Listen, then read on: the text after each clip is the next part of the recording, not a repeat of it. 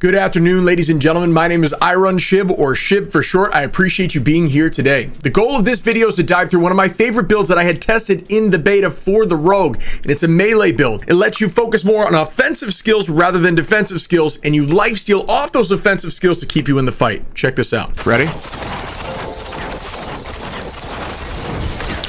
Look at his health.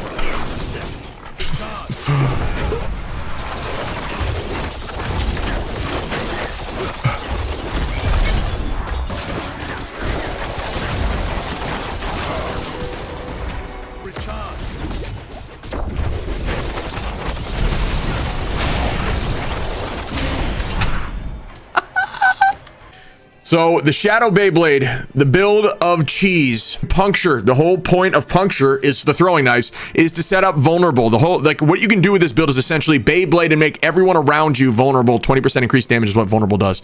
You go down to this path, so you throw 3 blades instead of 1, and if 2 of them connect, it makes the enemy vulnerable for 2 seconds. And then you go down to Flurry, which is the meat and potatoes of the build. It's your main skill you're going to be using on right click. Each time Flurry damages a vulnerable enemy, you heal up to 12% per cast. Flurry hits a vulnerable enemy, it will make all enemies hit by that cast vulnerable for 3 seconds. So it now extends vulnerable to everyone around you. One of my items, one of my legendaries makes it so it's not Flurry isn't just forward, it's 360 around my body. So I'm adding vulnerable to everyone around me. Moving forward, right here I just increased damage on daggers just to try to get some nodes move forward. I use dash at level 1, and then I progress to enhanced dash because after I dash through an enemy, they take 20% crit damage, which is important, but we'll get to that later.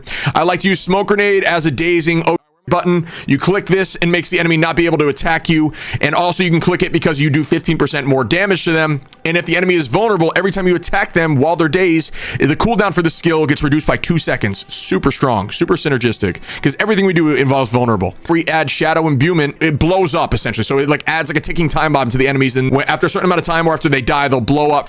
Also, if you have shadow imbuement on, you get a 25% increase to critical strike chance, which is obviously huge. Shadow imbuement primary explosion makes enemies vulnerable for 2 seconds.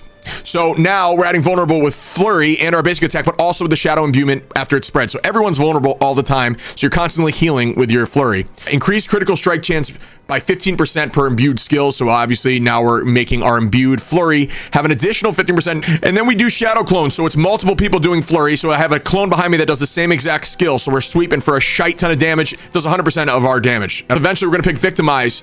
Dealing direct damage to a vulnerable enemy has a 30% chance to cause an explosion. Every 30% of attacks is going to cause an explosion that deals 23% of the original damage to the surrounding enemies. So it's just like explosions all the time.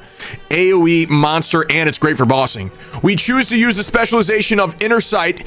Inner Sight is going to put a marking over somebody. You're going to attack the crap out of them. It's going to build that yellow gauge at the bottom. Once it's full, you have unlimited mana. Nah. Okay, skills deal up to 32% increased damage based on your available primary resource. Since our resource is max, we're going to be doing 32% damage consistently while using that ability. Dealing direct damage to a vulnerable enemy has a 47% chance to daze them, so make it so they can't attack, and everyone's going to be vulnerable around us. Flurry damage is in a circle. That's that item I was talking about. Really strong. You have 20% increased crowd control duration, so more people will be vulnerable for longer. 47% increased damage to unstoppable enemies, really good against bosses. And then this is honestly the best thing, and this is what you should be looking for on any item. Critical strikes with core skills, which is Flurry. Core is Flurry. Increase your attack speed by 60%. So randomly, you're just going to see the Beyblade go crazy for 3 seconds and hit like 9 times. So all you have to do to enter in to win a copy of Diablo 4 on my channel is go to my Twitch page and hit the follow button. From there, all you have to do is type into the chat !raffle. When you do such, you should get entry tickets, and I will be drawing them on Friday the 2nd. So that's going to do it for the Shadow Beyblade build. I wanted to keep this one a little shorter just to make sure it would keep attention. Let me know what you think about the build. Leave all questions and comments down below, and drop by the stream if you have anything else you want to talk about or to dive into these builds a little further.